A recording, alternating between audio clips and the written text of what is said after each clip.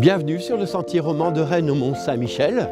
La dernière fois, vous vous souvenez, nous étions partis de la grande abbaye bénédictine de Saint-Melaine. Nous avions traversé des parcs, des sentiers ruraux. Nous avions pique-niqué dans une cathédrale de Rumballaire, traversé toute la forêt et nous étions arrivés à Saint-Sulpice-la-Forêt. On ne s'était pas arrêté, on avait continué le toit du Mont Gard et puis le soir, nous étions arrivés à cette petite chapelle et ce château qui est derrière moi de la Sécardet, fréquenté par Châteaubriand. Nous n'allons pas en rester là. Il nous reste à découvrir le Couesnon, la Minette et toutes ces jolies petites églises, Saint-Christophe de Valence, Romazie, Tremblay, Entrain, Pontorson. Suivez-moi.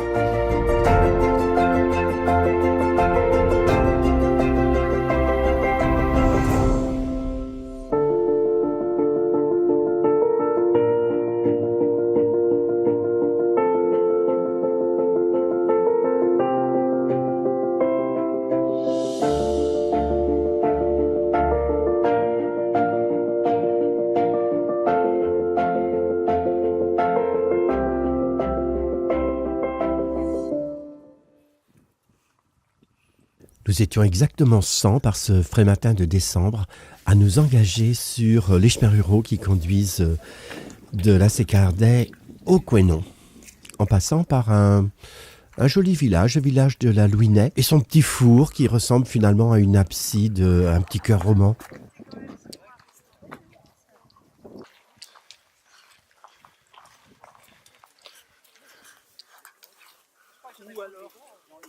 À l'entrée d'un petit bois, on sait que le Couesnon n'est pas loin. Tout le monde doit saluer le Couesnon. C'est d'ailleurs un espace départemental. Ce sont les plus beaux kilomètres le long de cette rivière emblématique pour le Mont-Saint-Michel. Du reste, il n'y a plus qu'à descendre et puis on va l'approcher, cette rivière mythique.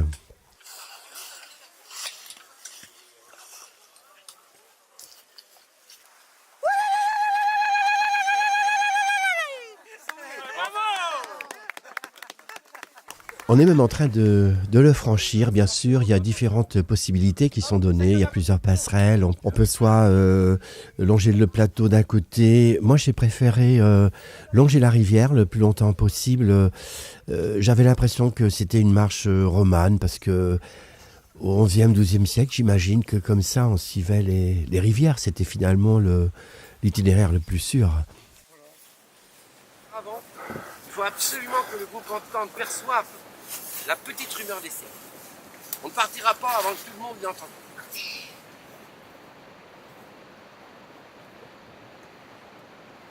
Encore quelques larges chemins creux ou bien alors de petites routes. Et puis on va arriver à Saint-Christophe. C'est vraiment un petit village pèlerin, on peut dire, hein, bien sûr. Saint-Christophe, il y a même Saint-Jacques. D'ailleurs, on va y faire une halte.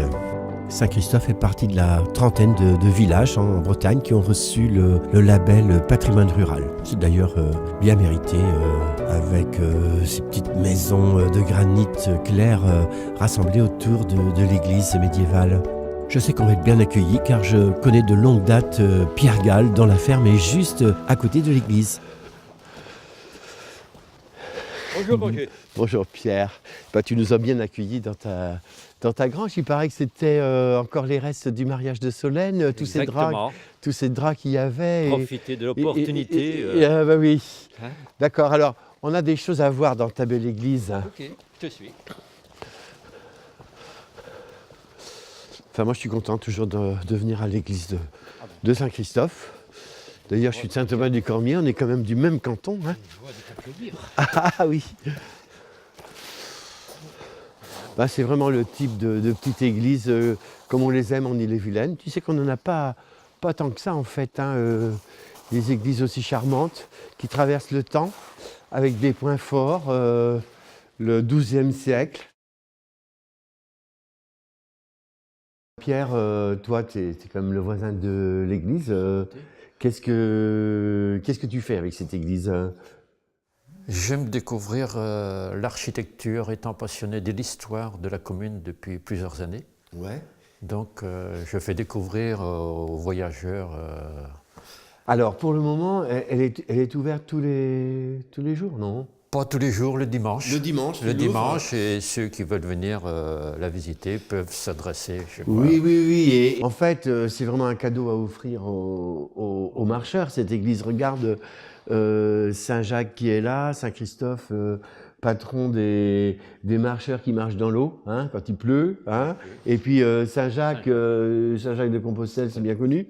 Alors, est-ce que tu l'aimes, ce tabernacle? J'appelle ça plutôt un tabernacle géant, en fait. Hein, c'est en Ille-et-Vilaine, je crois que c'est le seul qui soit resté complet, avec sa couronne, tous ses éléments, les évangélistes, le Christ, la couronne. Magnifique. Magnifique, ouais. Quant à Stéphanie qui fait la marche avec nous depuis le début, elle a retrouvé sa guitare et elle est en train de nous enchanter avec Leonard Cohen. Alléluia!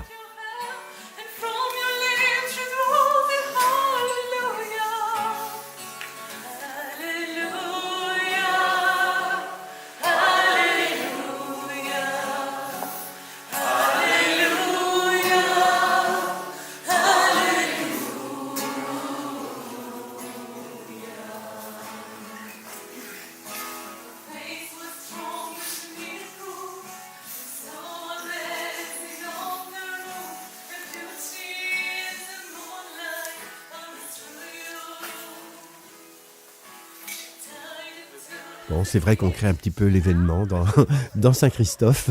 Pour ma part, je suis tout content d'accueillir Janine et Loïc, qui sont les élus de Romazie, et on va marcher sur leur terre tout l'après-midi. On va même faire la messe dans leur église où il n'y a plus de messe depuis des années. Alors, cette grange-là, elle est magnifique, hein, il y a de l'espace là-dedans. Il y a de l'espace, c'était autrefois en 1977, lorsqu'on s'est installé. C'était la stabulation de l'exploitation pour Ah, vous étiez moderne, dis donc. anti-moderne. Et alors, maintenant, qu'est-ce que vous allez en faire? L'accueil des randonneurs.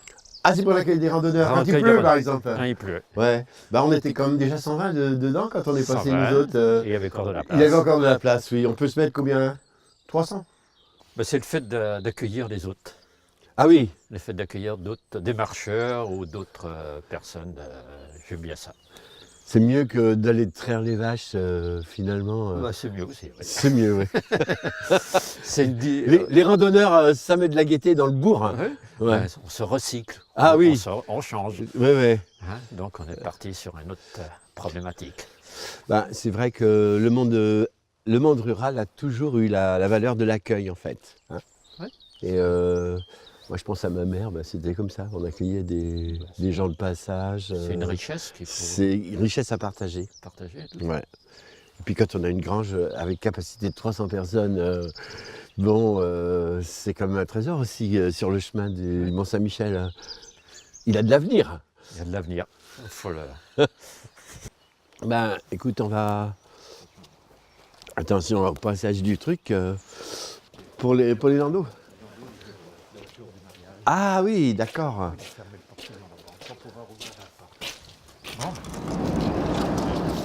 Attends, j'ouvre la porte. Allez. Oh, dis donc. Seigneur,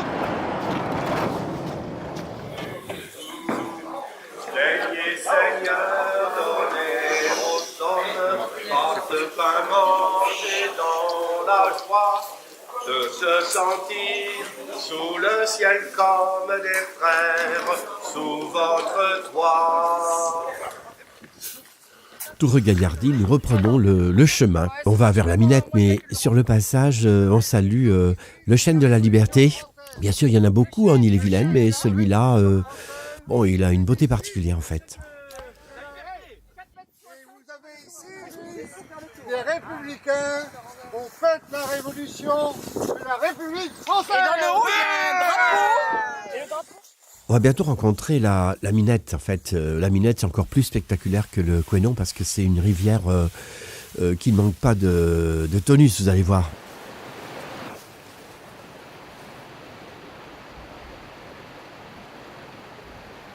Le rêve, ce serait de la suivre jusqu'aux mines de Bray, qui sont en Vieux-Vie, un espace départemental très bien aménagé également.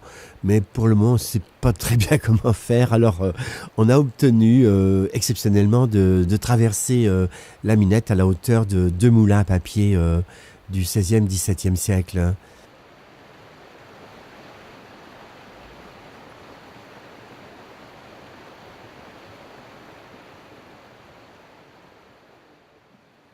Josiane, la propriétaire parisienne, une artiste, nous a d'ailleurs extraordinairement bien accueillis. Bah pour l'instant, il n'est pas fait l'atelier, il est en vrac à moitié. il est en projet. Enfin, il est en vrac, il existe. On traverse le bois médiéval de Brimblin. On longe quelques champs à vaches, une petite vallée, puis on atteint le plateau de Romazy.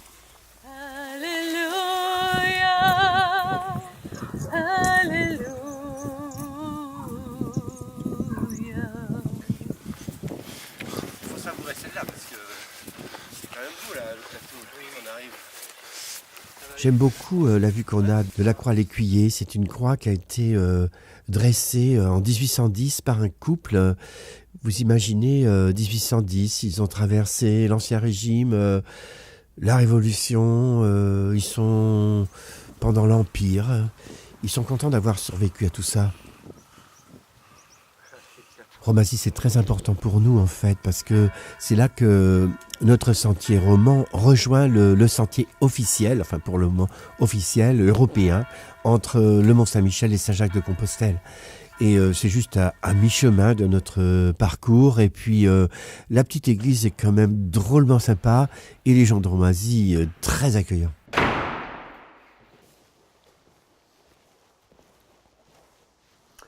Comme Saint-Christophe, c'est une église qui a à peu près 1000 ans d'histoire. Ici, on a des textes du milieu du XIe siècle concernant l'église et le cimetière qu'il y avait autour, un cimetière protecteur, comme on attendait cela d'eux au XIe siècle. Alors, bien sûr, ici, il en reste un petit peu plus de romans qu'à Saint-Christophe.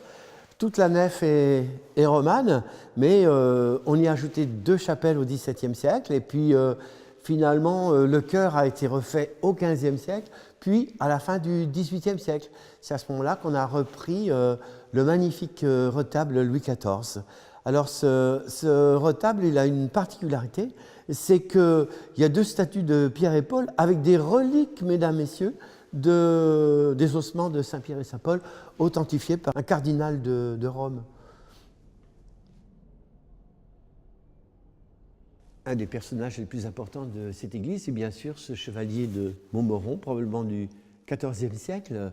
Et bien sûr, il n'était pas là au départ, hein, il était à l'entrée du chœur, comme tous les seigneurs. Et puis, il a déménagé plusieurs fois. Et finalement, on l'a retrouvé il y a quelques dizaines d'années dans le sol, sous la chaire.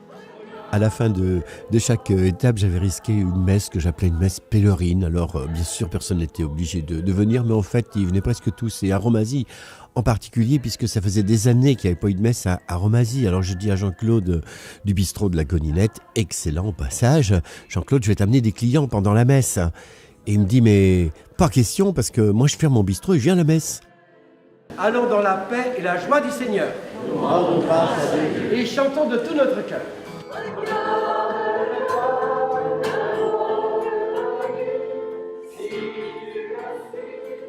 Chez Janine, je vais retrouver Loïc, le maire de Romazy. Janine et Loïc font partie de ces élus qui, en Bretagne ou en France, se battent pour leur petite commune, un peu l'âme de la France. Bon ben Loïc, en fait, tu es entré dans l'histoire déjà du sentier roman, puisque tu as été le premier pèlerin à faillir mourir en chemin. Oui, mais j'étais sous votre bénédiction, donc j'ai pu m'en sortir. Attends, tu t'en sortir. Bon, pourtant, en marchant, je ne parlais pas beaucoup, mais c'est le souffle qui m'a manqué un petit peu. Oui, tu t'attendais pas à donc ça. c'est pas les jambes, mais bon, j'avais la tête, j'avais les jambes, mais j'avais pas le souffle. La municipalité avait quand même tenu à participer à fond. Toi, c'était le matin. Oui ben oui. Et moi l'après-midi. Et moi l'après-midi, j'ai fait tout le parcours. Ah oui. Ici.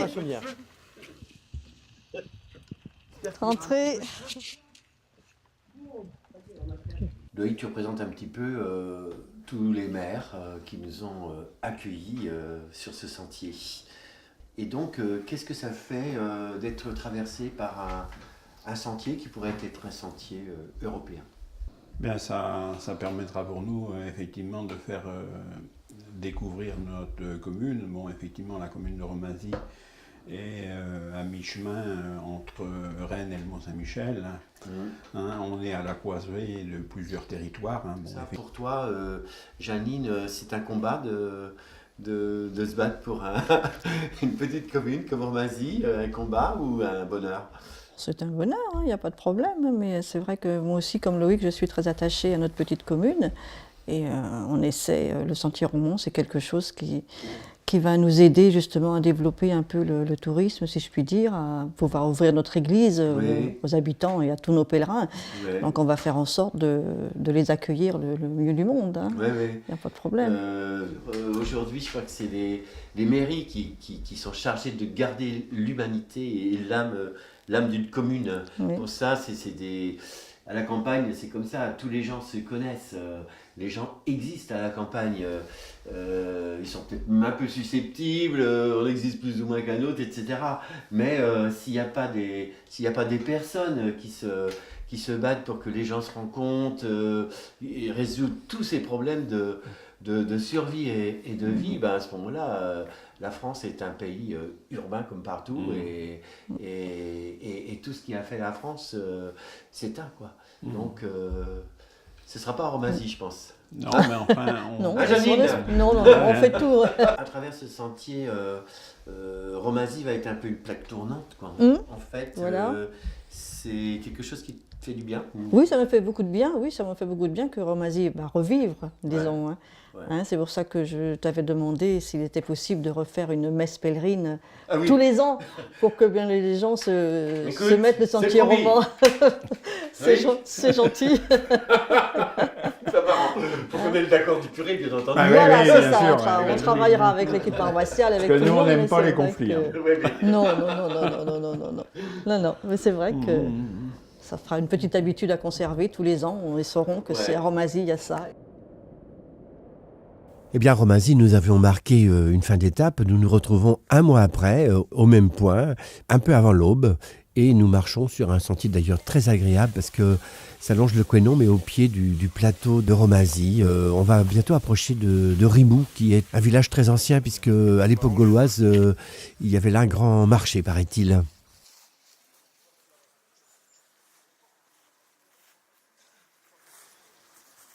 On va bientôt atteindre Rimou dans la brume matinale et le Couesnon qui va maintenant être à nos côtés presque toujours jusqu'au Mont-Saint-Michel. J'attache beaucoup d'importance à Montmoron, dont les propriétaires sont d'ailleurs très, très chaleureux. Il y a un petit peu un scoop, puisque cette chapelle qui était une grange, maintenant redevient peu à peu une chapelle. Peut-être qu'un jour les pèlerins y coucheront.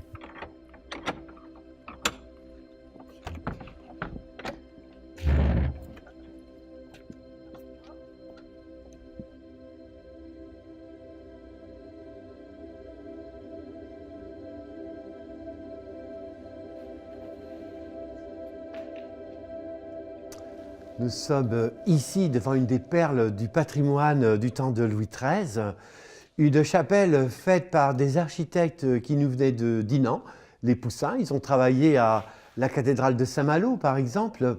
Et ce retable impressionnant nous est dû à Tugal Caris, qui venait de travailler au retable de Saint-Sauveur de Redon, qui est le plus grand du Grand Ouest.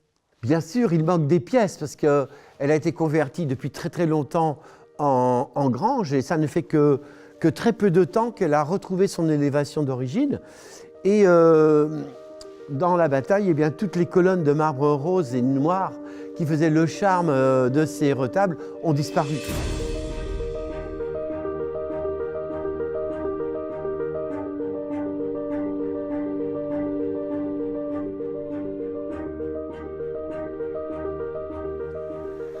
Un autre trésor patrimonial des environs, c'est la croix processionnelle de Rimou, de la première moitié du XVIe siècle, d'un certain Jean Baudet de Rennes. Une délégation de la commune est venue nous la présenter à la hauteur du moulin de Quincampoix, qui est d'ailleurs le dernier moulin en activité sur le Couesnon. L'arrivée sur Tremblay est très belle à travers le bois du Pont-Avis et puis en longeant l'avoir d'Organtine, la rue d'Organtine qu'on imaginerait pavée, une belle rue de pèlerinage qui nous amènerait à l'église de Tremblay. L'église de Tremblay, c'est sans doute ma préférée. Elle a connu des moments tragiques pendant la Révolution, mais c'est la seule en Ille-et-Vilaine qui a gardé son abside romane encore voûtée de pierre. Tremblay, c'est aussi un point clé dans notre marche vers le Mont-Saint-Michel. Puis on va arriver à la Petite Montjoie, où notre ami Jules va nous présenter le Mont-Saint-Michel pour la première fois. Enfin, bon, on ne l'a pas vraiment vu, hein, mais il a 23 km. Mais enfin, on était quand même content de le deviner dans la brume. On suit toujours le GR européen, en fait. Et on arrive bientôt à Bonnefontaine. Bonnefontaine, quel joli nom. Un nom qui sent bon les temps lointains des moines. Mais bon, ça n'est pas un château de moines. C'est un château du XVIe, comme vous le voyez, Oui. mais qui en fait est là depuis à peu près le XIVe siècle et il a subi des transformations au cours des âges. Mais nous avons quand même la présence de deux personnages historiques à Bonnefontaine.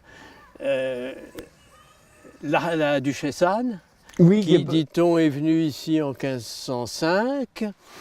Et puis l'archange Saint-Michel qui est sur la façade. J'allais justement vous en parler. C'est pas un hasard s'il y a l'archange sur la façade. C'est toute une symbolique. Le Mont Saint-Michel, au cours des âges, a toujours été très convoité par les Anglais pendant les guerres de 100 ans. Oui. Ils ont essayé de le prendre plusieurs fois. Ouais. Et à l'époque, il n'y avait pas de troupes pour défendre le mont. Il y avait un système qui fonctionnait à merveille. C'était les chevaliers défenseurs du Mont Saint-Michel.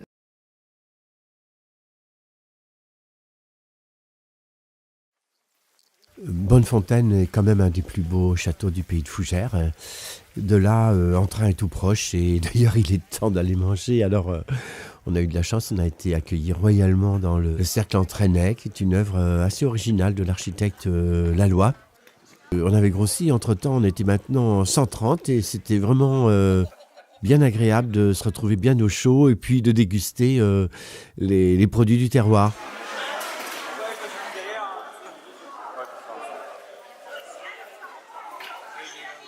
Éric et Charlène sont les permanents de l'APAC, une association déjà de plusieurs dizaines d'années, l'association pour le patrimoine du pays d'Entrain et de Bazouges. Ils nous ont aidés à tout préparer pour le passage sur leur terre. Le pays d'Entrain, en fait, hein, l'ex-canton d'Entrain, puisque maintenant ça s'appelle Couesnon, Marche de Bretagne, oui. C'est vrai qu'on est à même pas une demi-heure de Mont-Saint-Michel, on est dans le fond de la baie du Mont-Saint-Michel. Hein, même si voilà, on en parle un petit peu moins, mais c'est vrai que c'est quelque chose d'important. C'est vrai que depuis les hauteurs de Tremblay, on voit déjà le Mont-Saint-Michel, alors qu'on est à vol d'oiseau, on est quand même un petit peu éloigné, mais mine de rien, on a une belle vision sur l'ensemble de la baie. Ouais. C'était un plaisir de vous accueillir au Cercle Entraînais. Ah, le Cercle Entraînais, c'était au Cercle Entraînais, donc une salle mythique sur Entrain et historique. Donc, non, vous avez fait déguster des produits locaux. Ah oui, c'était quoi déjà ? Le paumé. Ah oui, le paumé, oui. Ben, on en a pris, oui. Ouais. Le paumé. Et du cidre local. Ah, et voilà, non, il y avait une super ambiance. Tout le monde était ravi, donc ça nous a fait vraiment plaisir. Avec l'église d'Entrain que nous allons découvrir maintenant, nous avons déjà, me semble-t-il, un petit pied en Normandie. Eh bien, cette église d'Entrain, c'est une des plus normandes, disons, des églises de Bretagne. Hein. Ce côté robuste, prêt à défier les siècles, bien sûr. Les murs font 1,30 m, 1,40 m. Cette église d'Entrain est dédiée à Saint-André, comme la cathédrale d'Avranches, peut-être qu'il y avait une influence normande, même du point de vue religieux, pas simplement architectural. En tout cas, elle inaugure très très bien le dernier cycle qui va passer par Pontorson et le Mont Saint-Michel.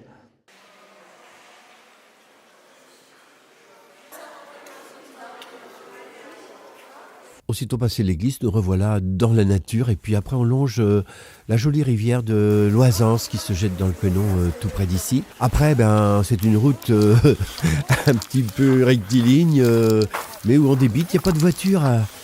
Cette route, c'est tout simplement la route des Marais, comme on dit en Normandie.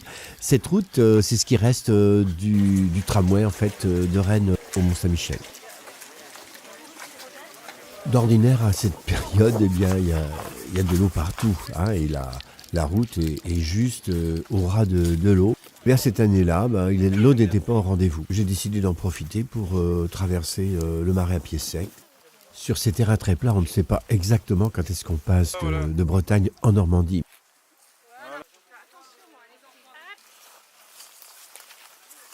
Mais Pontorson est bien une cité normande et c'est là que va s'arrêter notre chemin pour cette fois. Nous voici enfin arrivés à Notre-Dame de Pontorson. Cette grande et noble église romane du XIIe siècle pourrait à elle seule être un but de pèlerinage. Et d'ailleurs, ce soir, nous allons nous en contenter. Nous savons qu'à 10 km de là, il y a mieux derrière. Alors, à bientôt pour le Mont Saint-Michel.